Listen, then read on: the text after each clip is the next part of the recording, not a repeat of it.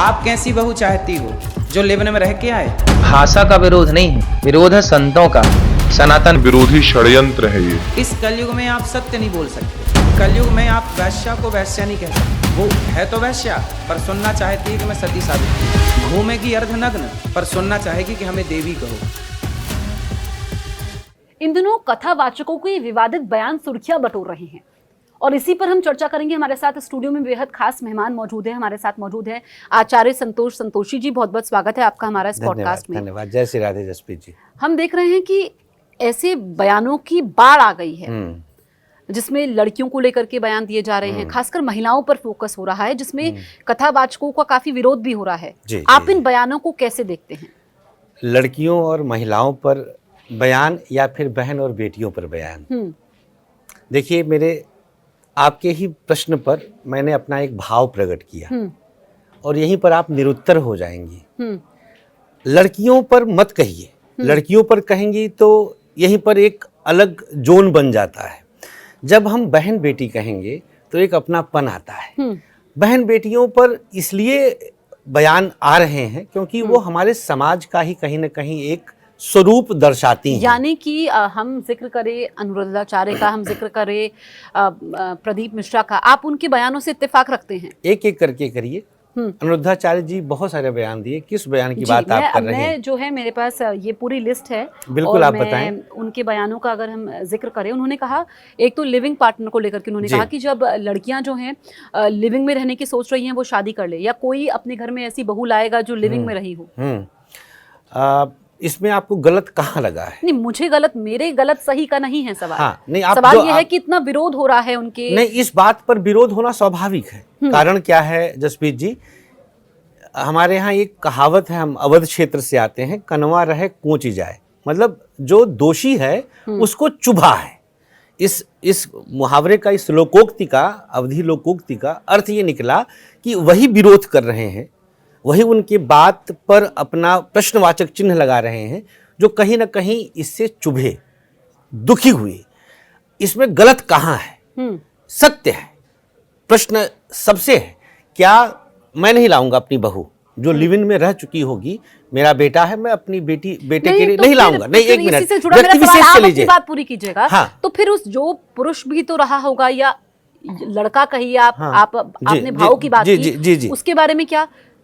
फिर तो लड़कियों की शादी भी नहीं होनी चाहिए ऐसे पुरुषों से। वह भी दोषी है। तो फिर इसमें सिर्फ लड़कियों का, ऐसी बहुओं का ही क्योंकि हमारे मन में उनके प्रति ख्याल ज्यादा है। एक स्त्री, सुन लीजिए आप, मैं बताता हूँ, एक स्त्री एक पूरे समाज का निर्माण करती है। गृहिणीम गृहम उच्यते। गृहिणी हमारे घर की शोभा है, वो माता स्वरूप है, वो हमारे यहाँ एक मतलब भगवान के बराबर दर्जा दिया गया। बहुत प्यारी सूक्ति है। अनुरुद्धाचार्य जी की बात आपने किया, उन्होंने भी एक दो जगहों पे बोला था, यत्र नार्यस्तु पूज्यन्ते रमन्ते तत्र देवता। स्त्री को देवता के समकक्ष रखा गया। और जब हमारा देवता ही इस प्रकार के क्रियाकलापों में इन्वॉल्व हो जाएगा, मैं पुरुष को बाहर नहीं किया हूं, तो फिर वह एक पूरा समाज को ही प्रतिनिधित्व करते हुए भ्रष्ट पैर की तरफ जाना तय कर देता है। नहीं, अब आप देखिए कि लिविंग को लेकर के जो उन्होंने बयान दिया था, फिर उन्होंने कहा था कि लड़कियां लाते हैं 25 साल की, अब मैं पूरा बयान नहीं पढ़ूंगी। उन्होंने कहा कि वो 25 साल की जो लड़कियां लाते हैं शादी को लेकर के, वो कहाँ, ये पूरा बयान पढ़ने में भी मुझे सही नहीं लग रहा है। समझ रहा हूं इसके बारे में जो ये शब्द है, शब्दों का चयन तो बिल्कुल सही होना चाहिए ना, शब्द ऐसे होने चाहिए। मैं इस बात से आपकी बिल्कुल इत्तेफाक रखता हूँ। वो थोड़ा सतही भाषा थी। भाषा, एक संत अगर वो कथावाचक और संत की पद पर हैं तो उसकी एक गरिमा और मर्यादा तो है। मैं बहुत श्रद्धा भाव से कहूँगा, शब्द सतही थे, लेकिन उस बात का जो जसप्रीत आशय निकलता है वो आशय गलत नहीं है। आज हमारे देश का संविधान भी कवायद चल रही है कि लड़कियां जो अभी 18 वर्ष में बालिग मानी जाती हैं, उस वर्ष को कम करने की बातचीत चल रही है। आखिर क्यों एक आवश्यकता महसूस हुई कि भाई 18 वर्ष थोड़ा सा देर है? क्योंकि अभी आपने सुना होगा, एक जो है 15 वर्ष के बच्चे से एक महिला टीचर गर्भवती हो गई थी। मीडिया में खूब ये वार्ता आई थी। अब सोचिए आप, वो विवाह नहीं हुआ था, लेकिन वो 15 वर्ष के एक बच्चे के साथ वो इस प्रकार के कार्यों में संलिप्त हुई। स्त्री थी, स्त्री थी इसलिए हम कोट नहीं कर रहे हैं। समाज किस दिशा में लेकिन जा रहा है आपको मैं नहीं बता लगता दूं, कि हमें मैं बता दूं। जागरूक करने की जरूरत है संतोषी जी? तो ये महिलाओं जागरूकता ही को- तो नहीं, है। तो आप कह रहे हैं कि शादी की जागरूकता उम्र है। जो है वो और आप जल्दी सोचिए, होनी चाहिए। आज इस विषय पे हम चर्चा कर रहे हैं, ये जागरूकता नहीं तो और क्या है। नहीं तो जल्दी शादी क्यों? जो सरकारी गाइडलाइंस है संत उनका तो समाज पालन- को एक आईना दिखाता है, संत समाज का पथ प्रदर्शक है। ये आज से नहीं चल रहा जसवीर जी, ये हमारे शास्त्रीय मर्यादा की बात है। उन्होंने अगर आईना दिखाया तो इसमें चुभने जैसी बात नहीं है। नहीं, आईना दिखाने की बात नहीं। एक और बयान मैं आपको बताती हूँ। प्रदीप मिश्रा कह रहे हैं कि लड़कियों की नाभि ढकी रहेगी तभी सुरक्षित रहेंगी। ये कथावाचक हैं प्रदीप मिश्रा। अब इस बयान पर आप क्या कहेंगे? देखिए इसमें शालीनता तो छुपा है। देखिए आप भारतीय परिधान में कितनी सुंदर लग रही हैं। आप परिधानों से कैसे जज कर सकते हैं? परिधान क्या, देखिए हर जगह हर एक प्रकार के वस्त्रों की एक मर्यादा है। हमारे यहाँ हमारे शास्त्रीय परंपरा में किस प्रकार के वस्त्र किसके होने चाहिए ये बाकायदा निर्धारित किया गया है। संत उसी बात को कहता है, संत उसी बात को कहता है। एक मेरी बात पूरी हो जाने दीजिएगा, बिल्कुल, बिल्कुल। मेरी बात पूरी हो जाने दीजिएगा।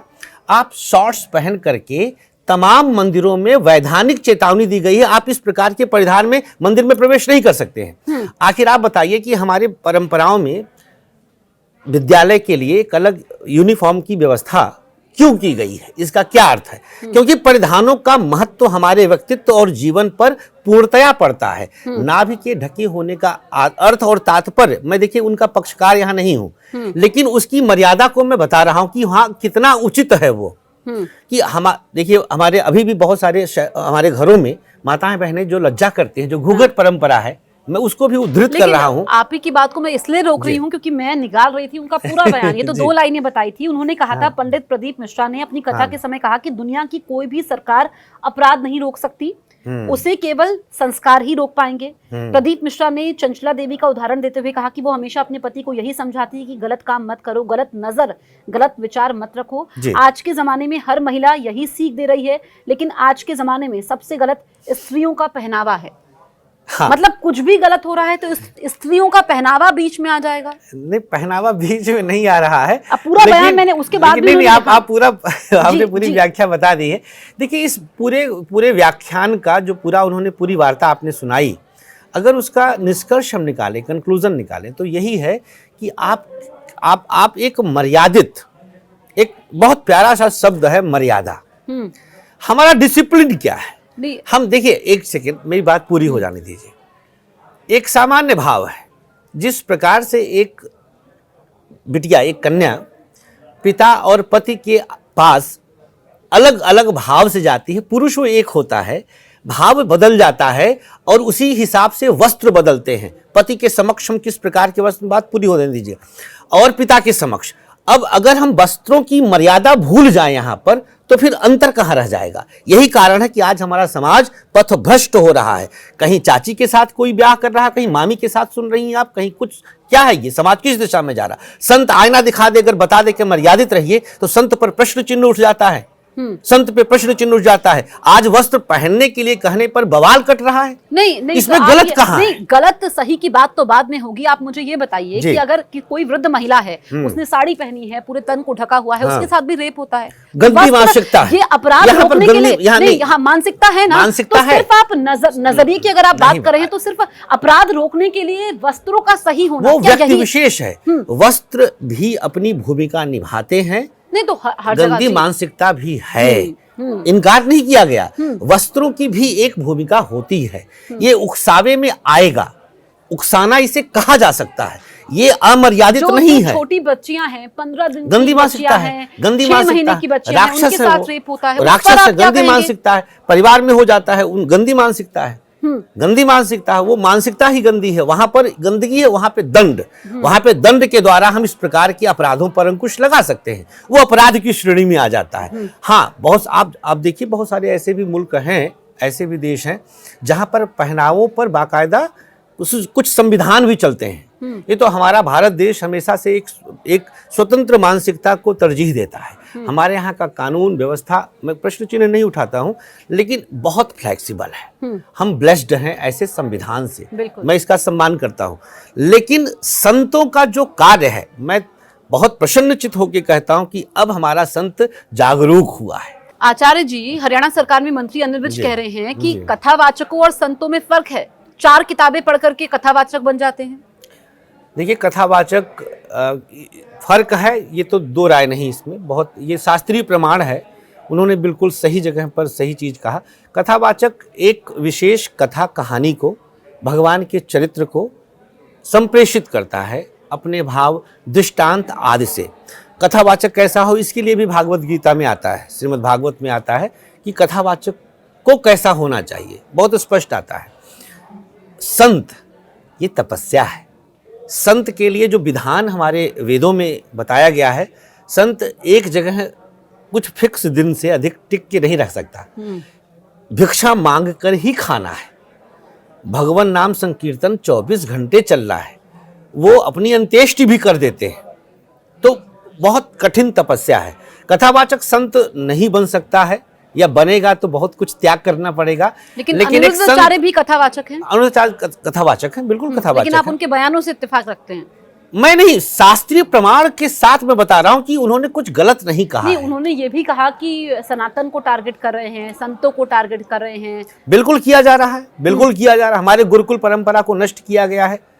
लिव इन को जो है कानूनी मान्यता दे दिया गया। मैं सम्मान करता हूं उच्च न्यायालय का, लेकिन कैसे दिया जा सकता है? इसीलिए बार बार कहा जाता है, आज एक सनातन बोर्ड, एक सनातन मंत्रालय की मैंने मांग किया था, अभी अपने कथा व्यासपीठ से मैंने मांग किया था कि एक सनातन मंत्रालय तक होना चाहिए, बहुत अनिवार्य है। हमारी संस्कृत मंत्रालय है, लेकिन उसका कहाँ ध्यान है संतों पर या उनके किसी विशेष। संत अपनी बात रख पा रहे हैं, लेकिन मैं आपको और भी बयान सुनवाती हूँ। पर जो विरोध हो रहा है, जो महिलाएं विरोध कर रही हैं, वो ये कह रही हैं कि सिर्फ महिलाओं को टारगेट क्यों। अगर आप लिविंग की बात कर रहे हैं, तो आप अगर एक लड़की की बात कर रहे हैं, महिला की बात कर रहे हैं, तो फिर आपको पुरुषों की भी बात करनी चाहिए। रहती तो पुरुष के साथ ही है ना। आप बहू जो है अगर लाने की बात कर रहे हैं, तो दामाद की भी बात होनी चाहिए, जिससे आप अपनी बेटी का विवाह करना चाहते हैं। अगर पुरुषों को बाहर नहीं कोई कर रहा है, पुरुषों को कोई बाहर नहीं कर रहा है। महिलाओं पर सिर्फ विशेष ध्यान दिया गया, जिसका मैंने सबसे पहले प्रश्न का उत्तर आपको दिया था कि वो हमारी विशेष धरोहर है। इसलिए हम सबसे पहले अपनी माता को, अपनी बहन को, अपनी बेटी को संभालते हैं कि वो संभल जाएगी तो पूरा कुटुंब, पूरा परिवार और फिर पूरा राष्ट्र संभला रहेगा। अच्छा, देखिए, अब आपने महिलाओं की जो आप ये कह रहे हैं, आप बयानों से काफी हद तक इत्तेफाक रख रहे हैं। अब साध्वी ऋतंबरा ने लड़कियों पर क्या कहा वो मैं बताती हूँ। मैंने पूरी लिस्ट बनाई हुई है। उन्होंने कहा कि ये देखकर शर्म आती है, पैसा कमाओगे तुम, क्या नग्न होकर पैसा कमाओगे, गंदे ठुमके लगाकर, गंदे गाने गाकर पैसा कमाओगे।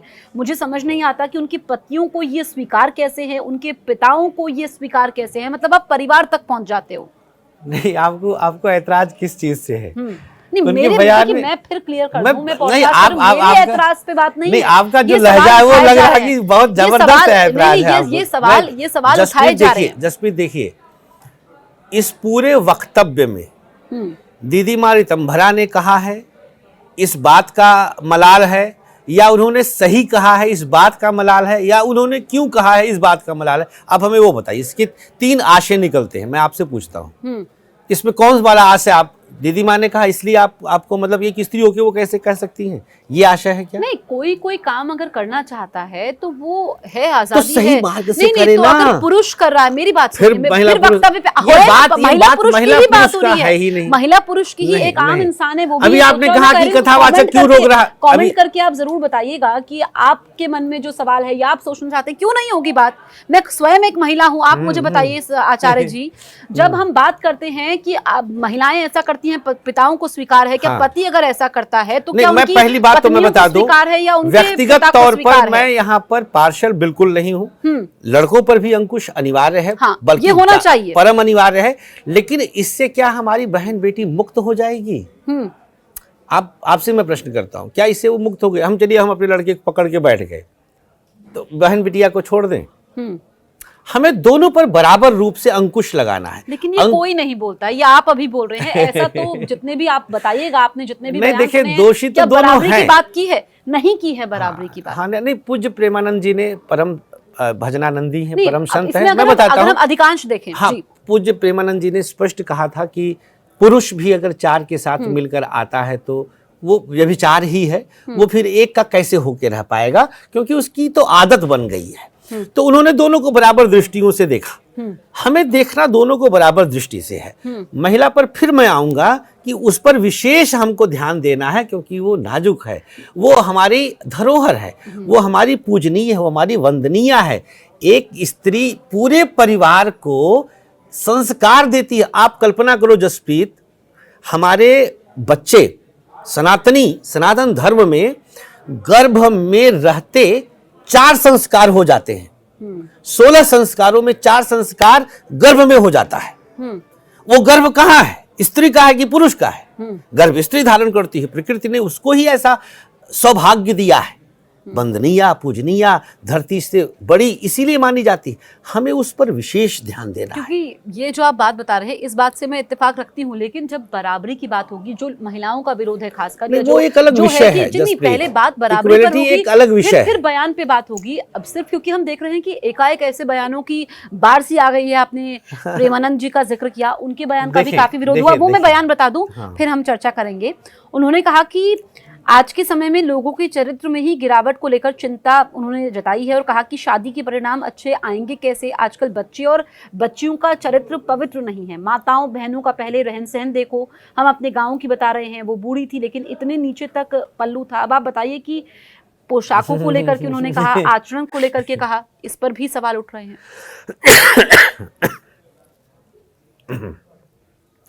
देखिए, पूज्य प्रेमानंद जी ने जो बात कही उसको हम शुरू से और लेकर के चले तो एक प्रश्न के परिप्रेक्ष्य में उन्होंने पूरी बात कही है।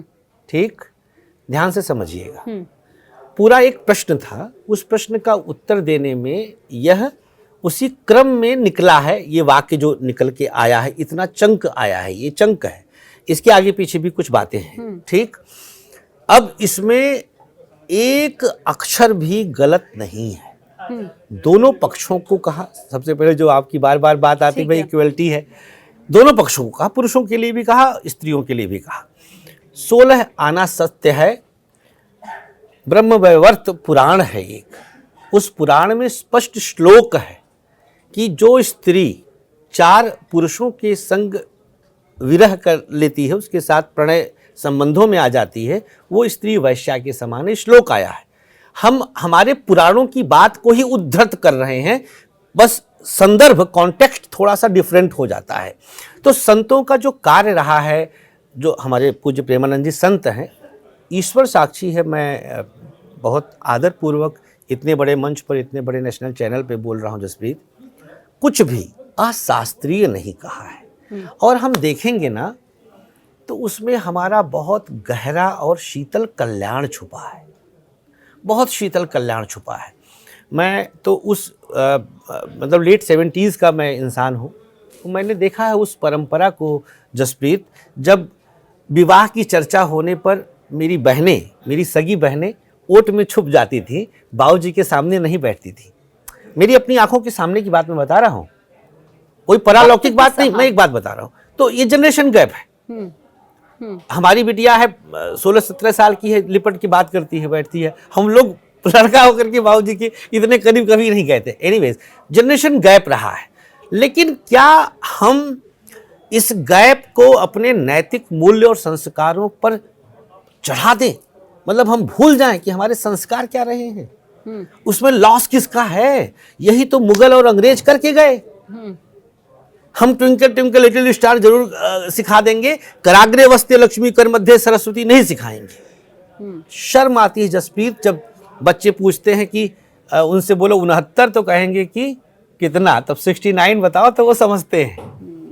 आप कल्पना करिए। तो ये मैं विषयांतर नहीं कर रहा हूँ, विषयांतर नहीं। लेकिन आप जो बात कह रहे हैं, फिर संस्कार और मूल्यों की बात कर रहे हैं। अनिरुद्ध आचार्य ने कितनी बार माफी मांगी, भाई, फिर बयान दे रहे, फिर माफी क्यों? अगर बयान सही है, अगर आपको लगता है कि आपने अनिरुद्ध आचार्य जी ने माफी नहीं मांगी, माफी उन्होंने बोला था, मैं खेद प्रकट करता हूँ, माफी मांगी थी उन्होंने? नहीं, उस समय वो विदेश में थे मेरे ख्याल से, जहां तक नहीं, माफी मांगी थी, वो बयान भी है, माफी मांगी थी। मांगना नहीं चाहिए, मैं तो कहूंगा आप अगर स्टैंड करिए उस बात पर। देखिए, मैं जो बोल रहा हूँ मैं स्टैंड कर रहा हूँ। मैं आपके चैनल के माध्यम से जो भी बातें बोल रहा हूँ, ये मैं कोई रट के नहीं आया हूँ या टेलीप्रॉम्प्टर नहीं पढ़ रहा हूँ।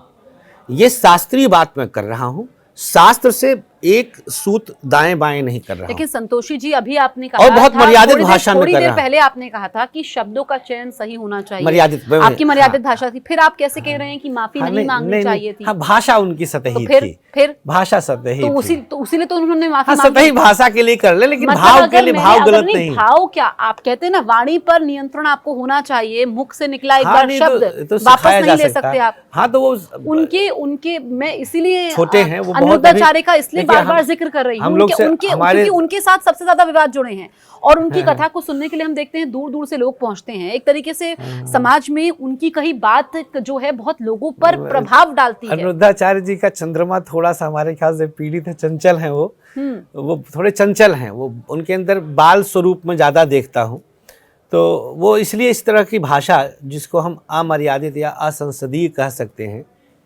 बोल जाते हैं।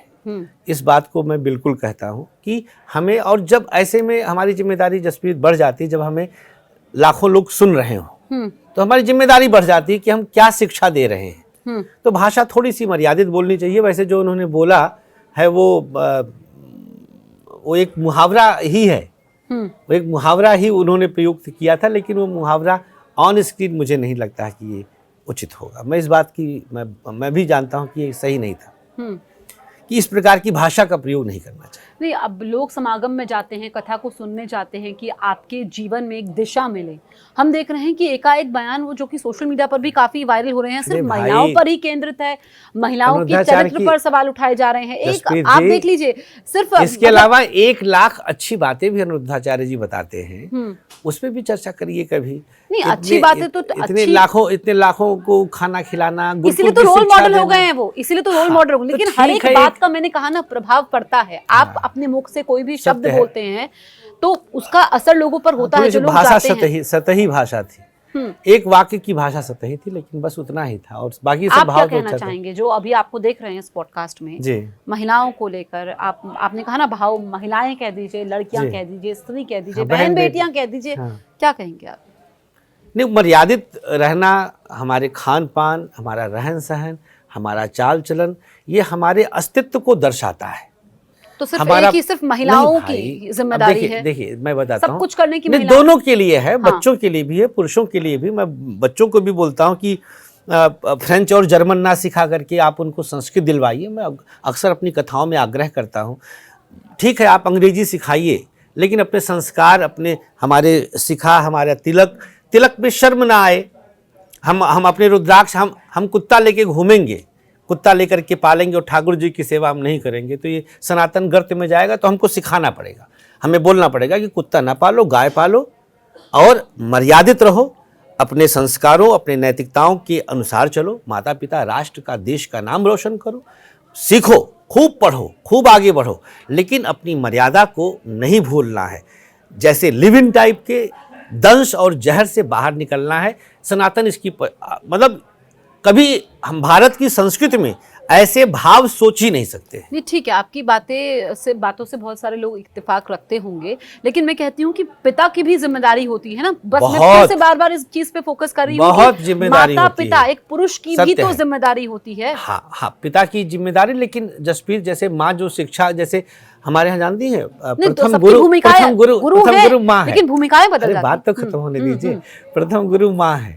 जानती है, जब भोजन बनाया जाता है तो उस समय मानसिक रूप से कुछ न कुछ हरि भजन, आप अगर पात्र हैं तो गायत्री, या जैसे सुखमनी साहब है आपके, हमारे पंजाबियों में, सिखों में, तो ऐसे ही हम अपने कुछ इष्ट को उस समय अगर भोजन बनाते समय ध्यान करें तो आप यकीन मानिए बच्चों के अंदर बदलाव आ जाता है। तो ये गृहम उच्चते जो कहा गया हमारे शास्त्रों में, गृहिणी से घर की उच्चता है, शोभा है, लक्ष्मी है, मतलब उसके चरण, उसके हर एक चीज पूजनीय है, देवी है। तो वहीं से संस्कार शुरू होते हैं। आप सोचिए, अभिमन्यु 9 माह के गर्भ में चक्रव्यूह तोड़ने को सीख लिए थे। कल्पना करिए कितनी बड़ी बात है, कितनी बड़ी बात है। तो अब महिला इसीलिए हमारे केंद्र में रही है, लक्ष्य पे नहीं। देखिए, केंद्र में रहना और लक्ष्य पे रखना बड़ा अंतर है, मतलब टारगेट नहीं है, ठीक है, वो हमारे केंद्र में है। वो हमारे लिए आकर्षण का केंद्र है, चर्चा का विषय से है। आप कितना इत्तेफाक रखते हैं हमें कमेंट करके जरूर बताइएगा। आखिरी सवाल है, जल्दी से जवाब दीजिएगा। कहीं ऐसा तो नहीं इस तरह के बयान लाइमलाइट में आने के लिए दिए जाते हैं, चर्चा होती रहे, देखिए कैसे भी हो मैं बता दूं, देखिए हमारे प्रेमानंद जी, पूज्य प्रेमानंद जी या अनिरुद्धाचार्य जी या दीदी माँ ऋतंभरा, जिन 3 लोगों का आपने विशेष जिक्र किया, प्रदीप मिश्रा, 4 लोगों का आपने विशेष जिक्र किया जिनके नाम और बयान बड़ी सच में सुर्खियां बटोरे। ये प्लान्ड कुछ भी नहीं था। अनिरुद्धाचार्य जी प्रश्न के उत्तर में बताए थे जो बयान आया, और पूज्य प्रेमानंद जी ने जो उनका बयान लिया गया वो एक प्रश्न के उत्तर के स्वरूप में था। प्रदीप मिश्रा जी कथा के बीच में बोले छेपक के रूप में। तो ये सारे बयान एकदम से लाइमलाइट में, भाई इन लोग की कथाओं में एक बार में 2-2 लाख, मतलब चर्चा होती रहे। ऑलरेडी ये मतलब इनके व्यूअरशिप है। ठीक है, चर्चा में आने के लिए बयान नहीं देंगे। ठीक है, सीखने के लिए, सिखाने के लिए। ठीक है संतोषी जी, मुझे लगता है कि जिन लोगों ने भी हमारा ये पॉडकास्ट देखा, आप कमेंट कर सकते हैं और आप ये बताइए कि क्या आप इस बात से इत्तेफाक रखते हैं, आपके मन में कोई भी सवाल है, आप क्या महसूस कर रहे हैं, हमें कमेंट करके जरूर बताइएगा। आचार्य जी, आप हमारे स्टूडियो में आए, आपने चर्चा की, इसके लिए आपका बहुत बहुत शुक्रिया। जय श्री राधे। आप देखते रहिए न्यूज़ 18 इंडिया।